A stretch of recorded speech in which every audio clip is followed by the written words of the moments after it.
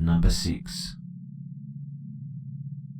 This happened a few years ago when I was still living in my parents' house. It was a few days before Christmas, and my parents had gone out to visit family for the day. I decided to stay home, relax, and make the most of having the house to myself. And thankfully, my parents were pretty cool about me skipping the visit, as we would get a chance to see our family again after Christmas. I settled in for the day, lit the fire in the living room, and chose a few movies and settled down to watch the first one. After the movie finished, I decided to go and make a snack, and it was then, from the kitchen window, that I noticed something strange. There was an old, battered-looking van parked opposite my house, and I could see some men in the front seat just staring up at my house. I'm a pretty paranoid person, so alarm bells started to go off in my head straight away. I left the kitchen to go and find the phone so I could call for help if needed. It was just as I picked up the phone that I heard the back gate rattle. I realized that the men were probably trying to break into the house, and I froze completely. In concept, it is easy to think that you would quickly call the police, but I was so scared, I don't think I even blinked for a while. There were 2 back doors to this house. One led into the kitchen, and the other was a sliding door into the dining room. It was when I heard loud bangs against the kitchen door that I knew I had to do something. I ran into the downstairs bathroom, locked the door, and phoned 999. "There are men trying to break into my house. I'm home alone and scared. Please, help." I gave my address, and the operator told me a unit had been dispatched and would be there soon. I crouched down behind the door, shaking and trying not to cry. The noise from outside, it stopped. I ventured out of the bathroom when I heard police sirens and let the officers in. The van had gone, and the back door had not been kicked in. I guess the deadbolt on the door held them at bay, and they must have run. They had a good attempt though. The door looked damaged and had to be replaced. Apparently, there had been a number of burglaries in the area recently, and these guys were probably on the lookout for people's Christmas shopping. I guess my house looked empty because there were no cars in the driveway. I don't know what they would have done if they had successfully got in and found me there, and I don't want to think too much about it. The guys were never caught, and I never saw the van in the area again, which means they're still out there. But I'll never forget how scary that experience was, and I'll never, ever take any chances with home security. Number 5. My name is Lance, and this story takes place in 1998, on Christmas Day. Let me give a quick backstory. My aunt was pregnant at the time, and wasn't due until after the New Year's. She had 2 kids already, and they took about 41 weeks each. If you don't know, normal pregnancies are about 40 weeks. Also, my mum had a boyfriend at the time, Jim, who was into cage fighting. He wasn't that big, but he had been doing martial arts since he was around my age, which was a fair amount of time. My auntie, who wasn't due to have her baby for another 2 weeks, she went into labour in the morning of Christmas Eve. So, since we had a tiny apartment, we went to their big suburban house so my mum could watch my 2 other cousins. My mum's boyfriend was spending the holidays with us and tagged along. We brought all of our presents and we packed everything over the next few days and we headed over. When we got there, my grandma was there. She could have watched the kids herself, but we had already planned to go over on Christmas Day, and my grandma was a bit of a drinker. We got everything hauled into the home, and I went to the backyard to play with my cousins. They were only 2 and 3 at the time, so it wasn't that exciting. We played various games on a yellow roof car, and we also played cops and robbers for some time. We ended up going to bed early that night, exhausted after all of our playing. Still no news on the arrival of the baby yet though. At around midnight, I woke up to my mum and grandma talking happily. The arrival of my new cousin had come, which was awesome. They were across the hall in my aunt and uncle's room, and I went in. I didn't see Jim anywhere, so I figured he may have gone to the bathroom or the kitchen or something. He usually didn't turn on lights out of respect for people sleeping. My cousin had been born exactly at midnight on Christmas Day, making her the best Christmas present for our family. As my mum and grandma calmed down after all the excitement, I was ushered back into the bedroom. I was smiling, not wanting to wait to tell my cousins about their new sister, And at that moment, I heard a loud bang from the front of the house. I heard Jim yell to my mum to call 911 as sounds from the front room indicated he was fighting with someone. I ran to the front of the house to see what was going on, hearing a thud as I got closer, followed by silence, when I saw a man step in front of me. It was Jim, and he looked pissed. I saw blood dripping from his hand, but it was coming from higher up on his arm. He moved me inside and went to the bathroom. I looked in the living room to see a man lying face down in the doorway. He was dressed in all black and had a backpack on, and he wasn't moving. When the police arrived, they questioned Jim as the paramedics arrived to look him over. The guy in the doorway, he still hadn't moved. The paramedics removed the mask from the guy and cut his shirt off to try and resuscitate him.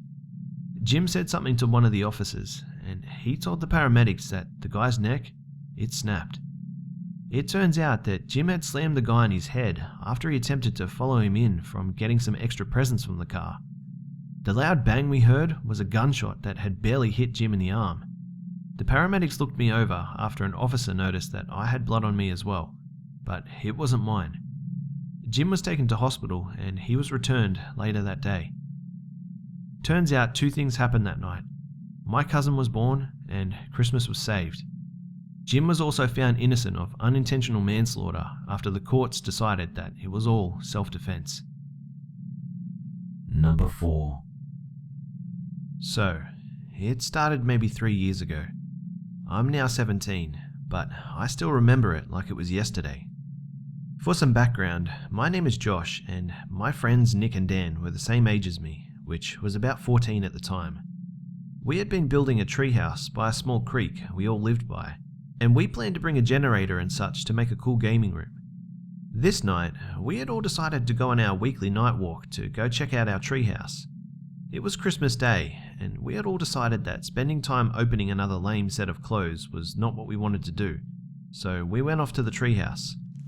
We all brought flashlights along, and mine, being the best of the 3, was put in front of all of us. I live in California, so it wasn't as cold as like Boston or something, but it was still pretty damn cold and pitch black, so we kept smacking into tree branches that the flashlight couldn't reach. As we neared the treehouse, I kept on feeling like we were being watched or something. I asked Nick and Dan if they felt it too, to which they replied yes. At some point during the night, we heard a human-like scream, which ended up scaring the shit out of us, but it was just the geese that our neighbours had in their backyard. As we got closer to the tree, we started to notice that there were footprints in the soft mud, but we brushed it off as one of our earlier visits, and we kept on going. This is something that I regret to this very day. Oh, and another piece of background. Our hideout was in the middle of nowhere, so there was no way anyone could have really been here to expect us. Finally, after trudging through darkness for some time, we saw the old black oak tree in the middle of the clearing, and we stopped at the base. My fingers were freezing cold, and so were Nick's. Dan was smart enough to bring gloves though, so we sent him up the tree to do a routine check. The entire time, I just felt really wrong. I can't explain it, but it was like shit was about to go down or something. When Dan got to the final step, he peeked into the fort and just froze and muttered, "What the fuck?" To which he then said, "Oh shit," and jumped off the tree and landed on us. I started swearing and asking him what the hell was wrong, and just as he was about to answer, this half-naked old man jumped out and started screaming at the top of his lungs like a fucking banshee. Scaring the shit out of myself and Nick, it prompted us to all run. As we crashed through the woods and tried to get back onto the main road, we heard this fucking creeper start to chase us, and we started booking it through the forest. At one point, I remember tripping and then getting up pretty sure I had broken my finger or something. Finally, we saw the main road and each split off to go to our houses, screaming like pansies. The old guy ended up chasing me, since I was still ridiculously fat and out of shape at the time, making me slower than the others. When I saw the hill that my house was on top of, I ran like a marathon runner and sprinted up, where I finally had to stop for some breath. When I looked behind me, the old guy was at the base of the hill, just looking at me. He then just grinned like he was utterly and truly insane, and when I pointed my light at him, he ended up just running back into the woods. I didn't end up telling anyone because of the trouble I might get into, and we all ended up never going into those woods ever again. It's been 3 years now, and I still get chills when I have to pass them on my bike. As far as I know, that crazy old guy is still out there somewhere in the woods. Number 3.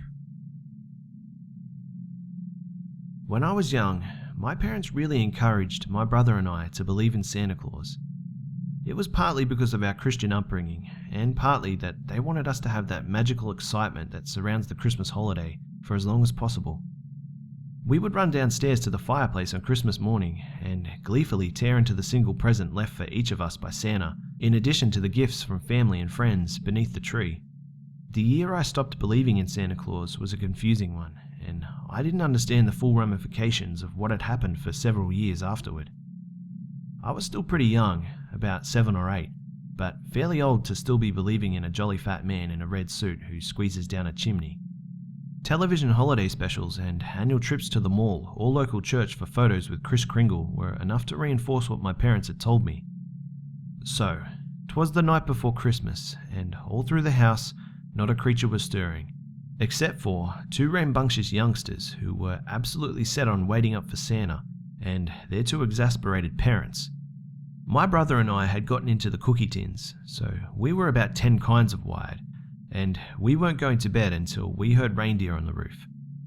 It was going on at about 11:30 at night, very late for us in those days, when bedtime was around 8 p.m.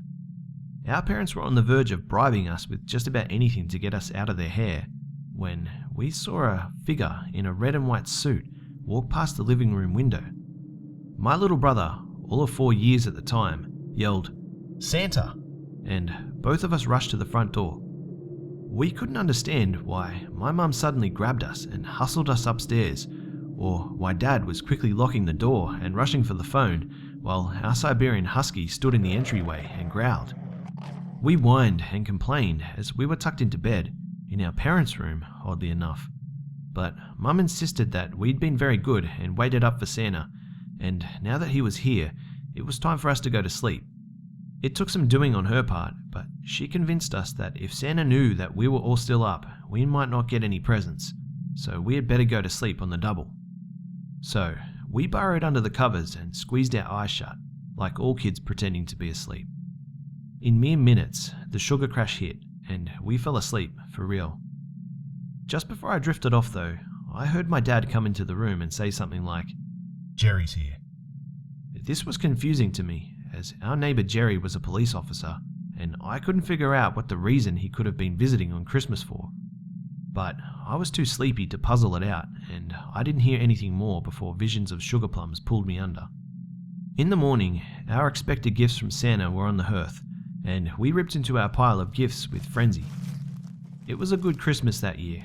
Dad had won some money in the state lottery, and it had resulted in some much-needed renovations to our house, as well as a vacation to Disney World, and a whole lot of very nice presents for the family. He had been in a lottery pool with some friends at his job, and they all received a share of the winnings. It was actually on the local news and everything. It didn't dawn on me until much later that neither of my parents looked like they had slept. They were both drinking coffee, which was highly unusual, and they smiled at our antics and thankful hugs, but otherwise, they weren't as energetic as most mornings. For months, I chalked it up to having to wrangle my brother and I the night before. A few months later, a classmate of mine brought in a newspaper article for current events at the school. For those who've never had to sit through it, this involves students bringing in stories from periodicals and fumbling through a 2-minute presentation of the salient points. I usually halfway slept through this part of the day, but not this time. The article was about a man who'd attempted to break into several houses in the week leading up to Christmas holidays. He'd been arrested on Christmas Eve while trying to break into an occupied home dressed as Santa, and his trial date had just been set for later in the year. As sad as it sounds, that moment was the moment I stopped believing in Santa Claus. I'd previously thought that the red suit was something of a trademark, and surely only Santa himself could wear it. But heck, if any old joker could put on that suit, even one who robbed the houses, then surely, to my young mind, it meant there was no Santa. The pieces didn't fall into place until several years later, when I brought the incident of the very late Christmas Eve up to my mother in conversation. She looked shaken for a minute, but then told me I was probably old enough to know what had actually happened. The man from the newspaper article had been tracking down the people from Dad's lottery pool. He knew they'd all won money, and so would probably have nice new purchases and possibly cash or even expensive holiday gifts squirreled away in their homes. He'd broken into a couple of my dad's co-workers' houses and made off with jewelry and electronics, but he'd never been there when anyone was home. Also, another scary element to this story is that the things he'd stolen, they were sold off for drug money. On Christmas Eve, he'd gotten hopped up on something or other and got into his head to dress up as Santa and to try and hit one more house. Ours. He'd showed up close to midnight, probably thinking we'd all be in bed, and he tried to open the front door. Fortunately, my dad managed to throw the deadbolt in time and called our neighbour, who was a police officer and was on duty at the time. His name was Jerry, and he came over right away. Jerry put the guy in handcuffs right there on the front porch and called for backup. The would-be Santa bandit was hauled away while my brother and I slept in our parents' bed upstairs. I don't know why any thief in his right mind would have tried to enter a house where there were clearly lights on and people awake, especially children. The drugs probably had something to do with it, though I never found out what it was he was on or whether he was carrying any weapons. All I know is that I'm very grateful for my parents being such quick thinkers. Otherwise, that year, Christmas may have turned out very differently. Number 2. It was around Christmas time when this happened, so our tree was set up in the living room, and the whole house was decorated as well. My brother and I were both in junior high. He was in 9th grade and I was in the 8th. It was nighttime, around 2 or 3 in the morning, when I woke up because I desperately needed a drink of water, so I quietly left my room and headed to the kitchen. As I turned the corner that opened up into the living room, I saw something incredibly bizarre. Standing in pitch darkness, save for the light coming from the tree, stood my brother in the center of the living room, staring at the Christmas tree. His neck was craned backwards, almost painfully, and he was just staring. His expression was unreadable, and he didn't acknowledge my presence, nor did he look away though. I noticed he was holding something, and as I got closer, I saw he held 3 of the many ornaments that were hanging on the tree. 2 decorative glass bulbs and 1 miniature stuffed Santa ornament. I decided that he just couldn't get to sleep and was admiring the tree, or maybe he'd found the ornaments on the floor and was in the process of putting them back on the tree. So I just kept walking towards the kitchen. I had my back to him as I filled up a cup of water, so I jumped when I heard a loud crack and some rustling of the tree. I quickly looked behind me to see the tree swaying a little bit, and my brother still glued to the same spot, staring upwards. I couldn't figure out what had made that noise, so I watched him, knowing it must have been something he did.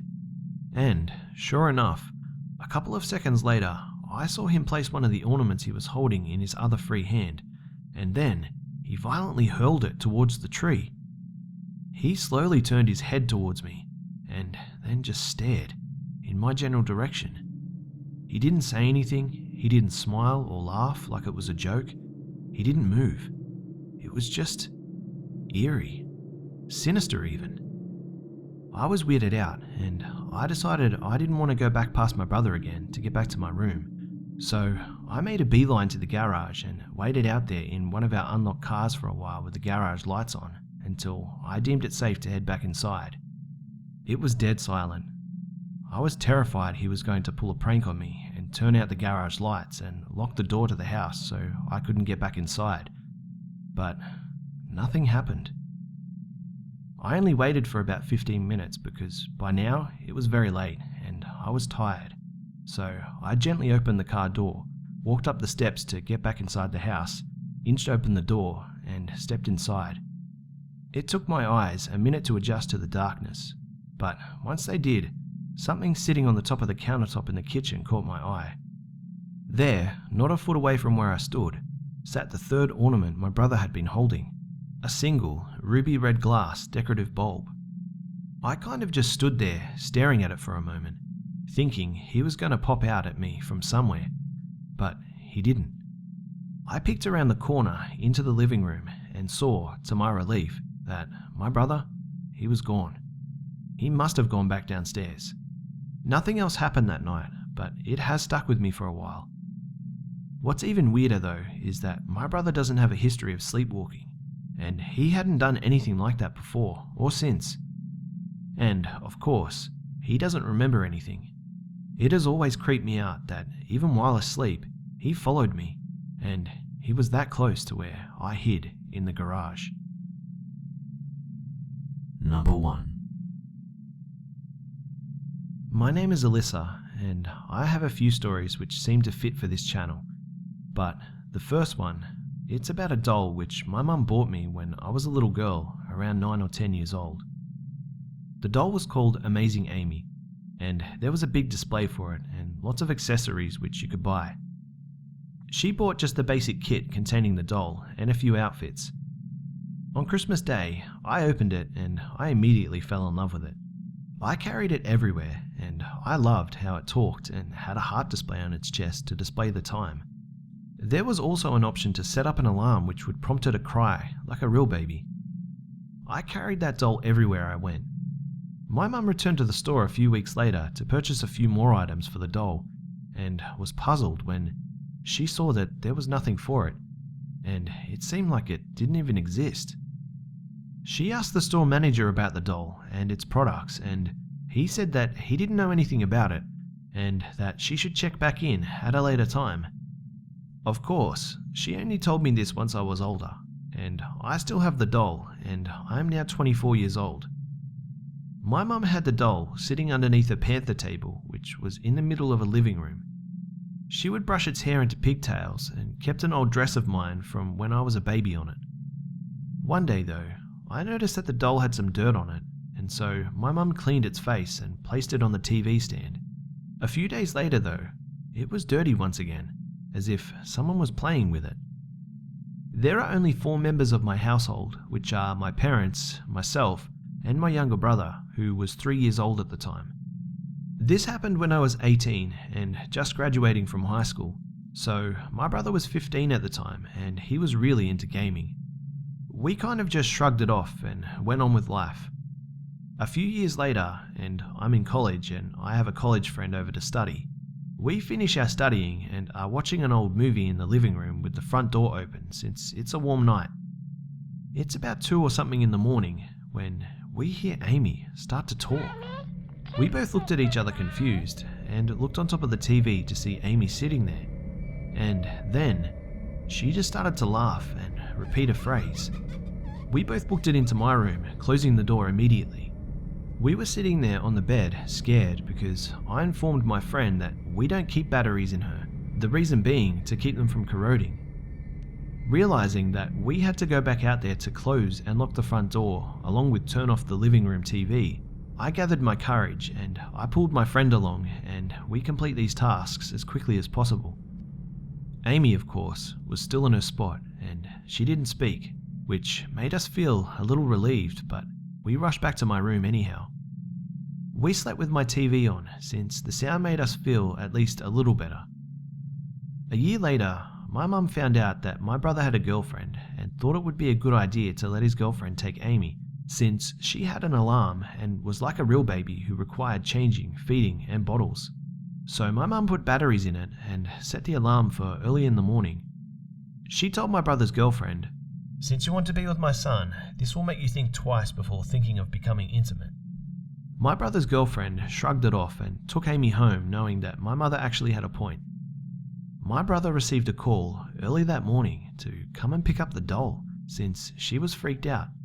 My brother and I rushed over to the house, which was just a few blocks away, and I took Amy from his girlfriend. I immediately began questioning her about the dirt and the blue paint on the doll's face and hands, and she shook her head saying, "I don't know. I woke up to the crying alarm and I saw that, and when I went to turn it off, it really freaked me out." We got home and told my mum immediately, and we could never figure out exactly what happened that day. But even to this day, Amy manages to get dirty all the time, and we can't explain why this happens. But whenever I try to give her to a relative, they always call me back up and ask me to take it back or come by and comment at how weird things have happened and they don't want it anymore. This may sound a little fake, but these are true experiences and they're still puzzling me and my family. I still have the amazing Amy doll and find little to nothing on the internet when I go to look it up, which makes it even more weird. This, by far, is the strangest Christmas present I've ever received.